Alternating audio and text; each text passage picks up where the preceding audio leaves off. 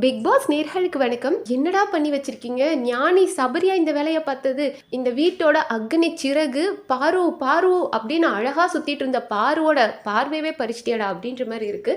S, நம்ம first ப்ரோமோலே பார்த்துருப்போம். Like அது டாஸ்க், கேப்டன்சி டாஸ்க் நடக்குது.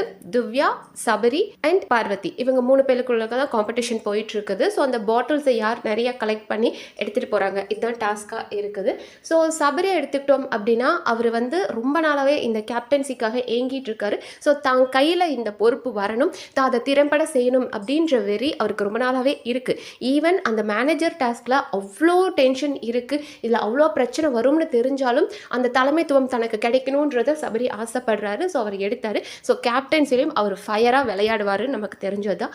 அண்ட் இதில் வந்துட்டு அவர் பார்வதியை தள்ளி விட்டுறதை நம்மளால் பார்க்க முடியுது. ஃபர்ஸ்ட் என்ன ஆகுது அப்படின்னா, அவர் ஷூ போட்டிருக்காரு. ஸோ அவங்கள தள்ளும் போது அவங்க போய் மிதிச்சிடுறாரு. ஒரு டாஸ்க் நடக்குது அப்படின்னா நமக்கு பேசிக்காக ஓகே, நம்ம ஷூ போட்டுட்டு வரணும், ஏதாவது இன்ஜூர் ஆகிடக்கூடாது, எங்கேயாவது கால் ஸ்லிப் ஆகும், இல்லை ஏதாவது கல் குத்தும், ஏதோ ஒன்று சம்திங் நடக்கக்கூடாதுன்னு ஷூ போட்டுட்டு வரணுன்ற அறிவு வேணும். ஆனால் பார்வதியை பொறுத்த வரைக்கும் ஷூ போட்டோம் அப்படின்னா நமக்கு கிரிப் மிஸ் ஆகும் அப்படின்றதுக்காக ஷூ போடாமல் வந்திருக்கலாம். ஏன்னா பார்வதியும் ஷூ போடலை, திவ்யாவும் ஷூ போடலை. ஸோ அது ஒரு ஆடட் அட்வான்டேஜ் சபரிக்கு. ஸோ அவர் தள்ளும் போது அவங்க காலில் மிதிக்கிறார். ஸோ வேணும்னு விதிச்சாரு, வேண்டான்னு விதிச்சார், வாட் எவர், அவரோட கேம் ஸ்ட்ராட்டஜியை அவர் விளையாடுறார். ஏன் பார்வதி பண்ணது இல்லையா? கியூசியா இருக்கும்போது தனக்கு வேணும் அப்படின்றதுக்காக, அதாவது சுபிக்ஷா கூட டீலிங் போட்டுட்டு பாட்டில்ஸ் உடஞ்சி நெளிஞ்ச பாட்டில் எல்லாம் அப்ரூவ் பண்ணாங்க. எதுக்காக? நாமினேஷன் ஃப்ரீ பாஸ் வேணும்ன்றதுக்காக. அவங்களோட கேம் ஸ்ட்ராட்டஜி அவங்க பண்ணாங்க. அதே மாதிரி இது கூட அவரோட ஸ்ட்ராட்டஜியாக இருந்திருக்கலாம். அவர் தான் மிதிச்சாரு காலில், எஸ் மிதிச்சிருக்கலாம். அவங்கள வந்து ஈஸியாக நம்ம வந்துட்டு ட்ரிகர் பண்ணலாம், அவங்கள தள்ளி விடலாம். ஆப்வியஸாக அவரால் ஈஸியாக அவங்க கிட்ட இருந்து எடுக்க முடியும். ஸோ காலை மிதிக்கிறாரு. அக்கா சும்மாவே கதறுவாங்க, நமக்கு தெரியாதா? இப்போ அந்த மாஸ்க் டாஸ்க் நடக்கும்போது எஃப்ஜேவை என்ன சொன்னாங்க, டே நீ ஆம்பளை திமிரை காட்டுறியாடா அப்படின்னாங்க. விக்ரம் தள்ளி விடுற, நீ என்ன தள்ளி விடுற அப்படின்னு விக்ரம் அப்படி போட்டு குத்தி அடிச்சு அதை பண்ணாங்க. விக்ரம் இவங்கள மட்டும் கிடையாது, ஈவன் கனியக்காவை கூட தான் வந்துட்டு ஒரு டாஸ்க்ல தூக்கி வீசியிருப்பாரு, பிடிச்சி அப்படி வீசினார் இல்லையா அந்த கேப் டாஸ்க்ல. அப்பெல்லாம் கூட கனியக்கா இன்னைக்காவது கம்ப்ளைண்ட் பண்ணாங்களா? ஓகே, கேம்ல அதெல்லாம் இருக்கும். அப்படி நீ பயந்த, உன் மேல அடிப்படக்கூடாதுன்னு பயந்தா நீ கேம்குள்ள போகாம இருக்கணும். கேம்குள்ள போனதுக்கு அப்புறம் கம்ப்ளைண்ட் பண்றதே தான் பார்வதியோட வேலை. உடனே ஆம்பளை திமிரை காட்டுறான், அவன் வந்து என் பக்கத்துல வந்து நின்றுட்டான், என்னை வந்து அப்படியே எனக்கு பிரீத்திங் ஸ்பேஸே கொடுக்க முடியாம பண்ணிட்டான், அப்படியெல்லாம் எல்லார் மேலேயும் வந்து ஒரு அக்யூசேஷன் வைப்பாங்க. அது எதுக்குன்னா மிரட்டுறதுக்காக. இப்போ எஃப்ஜே கிட்ட அன்னைக்கு சொன்னாங்களே, உன் ஆம்பளை திமிரை என்கிட்ட காட்டாது, அப்போ நாளைக்கு அவன் என்ன யோசிப்பான், ஐயோ இவ பாட்டுக்கு ரெஜிஸ்டர் பண்ணுறான், இது வெளியே எங்கேயாவது தப்பாக போயிட போகுது அப்படின்னு அவன் பயந்துருவான். இப்போ வேறு யாராவது, அது பிரவீனோ துஷாரோ யாராவது பக்கத்தில் வந்தாங்க அப்படின்னா, என்ன பக்கத்தில் வந்து பேசுகிற, எதுக்கு பக்கத்தில் வர அப்படின்னு போது, ஐயோ இவன் நம்ம பேரை கெடுத்துருவா அப்படின்னு சொல்லி எல்லாரும் அவங்கள பார்த்து பயப்படணும். இதுதான் பார்வதியோட இன்டென்ஷன்.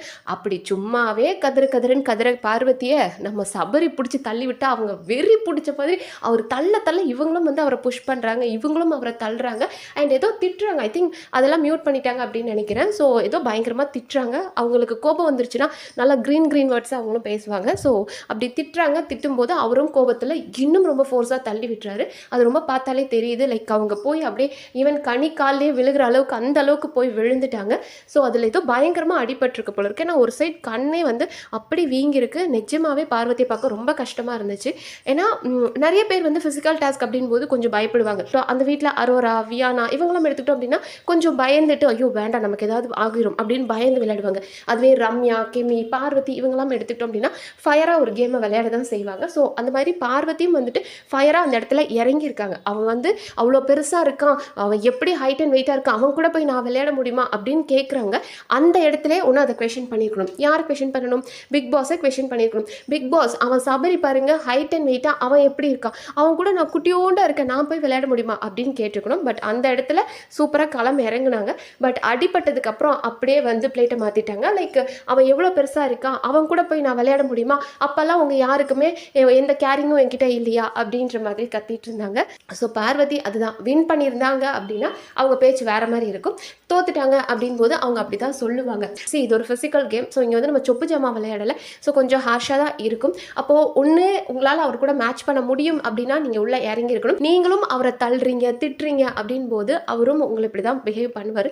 பட் எனக்கு என்னமோ சபரி இந்த இடத்துல ரொம்ப பர்சனலாக எடுத்துக்கிட்டு பண்ணிட்டாரோ அப்படின்ற மாதிரி தோணுது. ஏன்னா சபரி எப்படிப்பட்ட ஆள், அம்மா, அக்கா, தங்கச்சி, பெண்கள் நம் கண்கள், என் தங்கச்சிக்கு ஒரு பிரச்சனைனா நான் வந்து நிற்பேன், கனியை ஏன்னு சொல்லிட்டா கூட நான் வந்து நிற்பேன், ரம்யாக்காக குரல் கொடுப்பேன், இப்படியெல்லாம் பேசின நபர் பார்வதியின் போது மட்டும் அவருக்கு தெரியும்ல இந்த ஃபோர்ஸுக்கு அந்த பர்சன் எந்த அளவுக்கு போய் விழுவாங்க அப்படின்றது தெரியும். தெரிஞ்சே சபரி பண்ணுறார் அப்படின்னா பார்வதின்றனால இதை பண்ணிட்டார் அப்படின்ற மாதிரி தான் எனக்கு தோணுது. பட் ஒரு டாஸ்கில் நம்ம போய் கம்ப்ளைண்ட் பண்ணிட்டு இருக்க முடியாது. ஏன்னா அவங்க எல்லாருமே அந்த கேப்டன்சி வெறியில் இருக்காங்க. எல்லாருக்குமே அந்த கேப்டன் ஆகணும். அது வந்து திவ்யாவுன்றதை விட பார்வதி அண்ட் சபரிக்குள்ளே நம்ம எப்படியாவது கேப்டன் ஆகணும் அப்படின்ற வெறி ரொம்ப நாளாகவே இருக்குது. அண்ட் ஹிட் ஆஃப் த மொமெண்ட்டில் வந்துட்டு நடக்கிறத வந்து நம்ம பெருசாக கம்ப்ளைண்ட் பண்ண முடியாது. இட்ஸ் அன் ஆக்சிடென்ட் அப்படின்னு தான் நம்ம எடுத்துக்கணும். பார்வதி இது கேமில் இருக்கிறதா மேபி அதை இவங்க ஸ்போர்ட்டிவாக எடுத்துக்கிட்டாங்க அப்படின்னா பரவாயில்ல. பட் பார்வதி இந்த சீசன் மட்டும் கிடையாது, இன்னும் ஒரு 10 வருஷத்துக்கு அதை பேசி காமிச்சிக்கிட்டே இருப்பாங்க. ஐயோ அவன் என்ன அன்னைக்கு அப்படி தள்ளிட்டான், அவன் எப்படி இருக்கா, ஹைட் அண்ட் வெயிட் அவன் இருக்கா, என்ன தள்ளிட்டான் அப்படின்ற கம்ப்ளைண்ட் பண்ணிக்கிட்டே இருப்பாங்க. ஆனால் பார்வதி எப்படிப்பட்ட ஒரு பர்சன் அப்படின்னா அவங்க வந்துட்டு இது சூப்பர் டீலக்ஸ் வீட்டில் இருக்கும்போது சிக்கன் வரும். அவங்க சிக்கன் சாப்பிட மாட்டாங்க, அவங்க நான்வெஜ் சாப்பிட மாட்டாங்க இல்லையா. அப்போ அவங்க மைண்ட் அடடா இவனுங்கெல்லாம் சிக்கன் சாப்பிட்றானுங்க, அப்போது எனக்கு அதுக்கு மேட்ச் ஆகிற மாதிரி ப்ரோட்டீன்ஸ் தேவை. அதனால் என்ன பண்ணாங்கன்னா சூப்பர் டீலக்ஸ் வீட்டுக்காரங்க கிட்ட இருக்கிற காய் எல்லாத்தையும் சேர்த்து போட்டு எனக்கு ஒரு கூட்டு மாதிரி செஞ்சு கொடு எஃப்ஜே அப்படின்னு ஒரு தடவை கேட்டிருந்தாங்க. அப்போது மற்றவங்களாம் சொல்கிறாங்க உங்களுக்கு இப்படி நாங்கள் எல்லாத்தையும் சேர்த்து போட்டு செஞ்சோம், காய் எல்லாத்தையும் எடுத்து போட்டு செஞ்சால் எங்களுக்கு பத்தாமல் போகும் அப்படின் போது அதெல்லாம் எனக்கு தெரியாது, அவனுங்க சிக்கன் சாப்பிட்றானுங்களே அப்போ அதை மேட்ச் பண்ணுற மாதிரி எனக்கு ப்ரோட்டீன் வேணும், எனக்கு எல்லா காயும் எடுத்து போடு அப்படின்வாங்க. அதாவது தனக்கு ஒரு விஷயம் கிடைக்கல அப்படின்னா அடுத்தவனுக்கு ஏன்டா அது கிடைச்சிச்சு அப்படின்ற பர்சன் தான் நம்ம பாரு.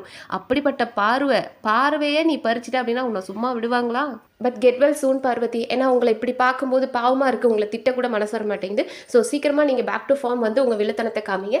அப்போ இன்னும் எங்களுக்கு திட்டுறதுக்கு கொஞ்சம் ஜாலியாக இருக்கும். ஸோ பார்ப்போம். இன்னும் வேறு எல்லாமே இன்ட்ரெஸ்டிங்காக நடக்க நம்ம அடுத்த வீடியோவில் பார்க்கலாம். அண்ட் இந்த வீடியோ உங்களுக்கு பிடிச்சிருந்தா சப்ஸ்கிரைப் பண்ணி சப்போர்ட் பண்ணுங்கள். நன்றி.